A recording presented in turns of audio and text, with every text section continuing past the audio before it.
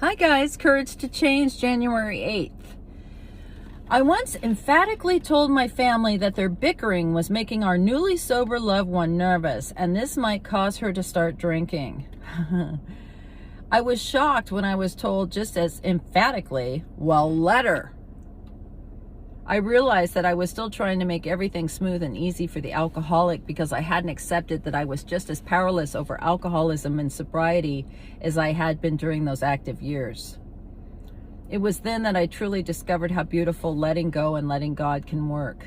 When I finally understood how powerless I was over the situation, I was able to trust that the alcoholic has her own higher power and that together they can work out her future. I felt like a new person because I was free of the constant need to watch over her, free to live my own life. I care about the alcoholic in my life more than I can say. I wish her health, happiness, and sobriety, but I cannot hand these things to her. She and her higher power are in charge of that. I can only love her, and when I stop to think about it, that is enough.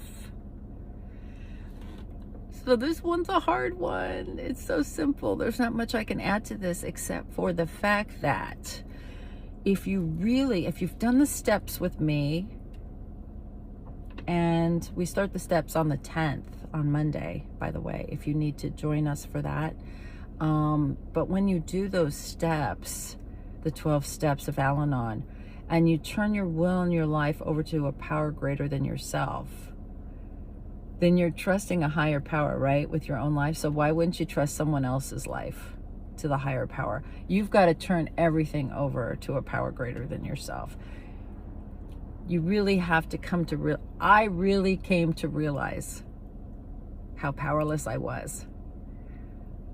I am powerless over alcoholism, whether it's in the person or it's in me, right? Or they haven't drank in sobriety.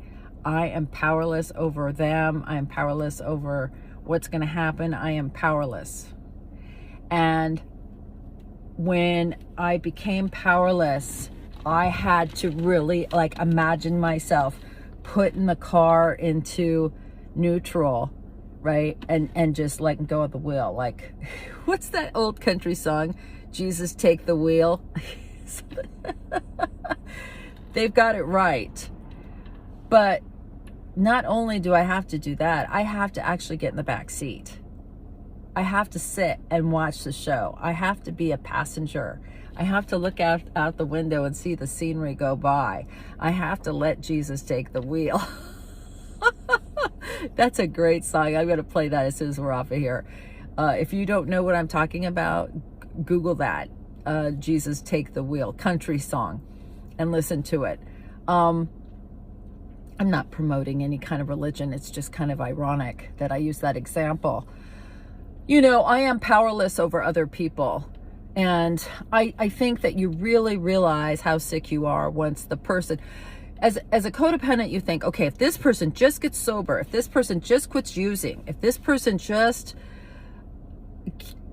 gets sober and starts going to meetings and gets their own house and their own job, I am going to be happy. I'm going to leave them alone. And then all that happens and you not happy and you are worried and you're obsessed and you are still as sick. That's when you realize that you are as sick as the alcoholic, right?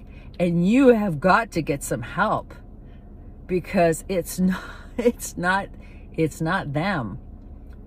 It's you. Life is not so much what happens to you, it's how you react to it.